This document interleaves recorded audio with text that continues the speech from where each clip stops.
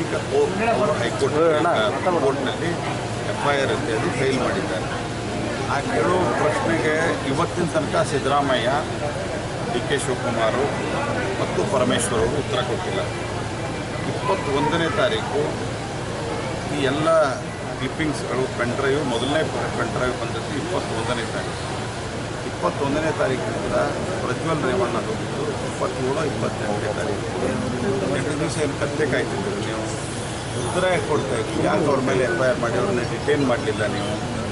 ಈಗ ಅಲ್ಲಿ ಹೋದ ನಂತರ ಯಾರನ್ನೇ ಆಧರಿಸಿಂದ ಅಲ್ಲಿ ಹೋದ ನಂತರ ಅವ್ರನ್ನ ಅಲ್ಲಿಂದ ತರೋದಕ್ಕೆ ಒಂದು ಪ್ರೊಸೆಸ್ ಇದೆ.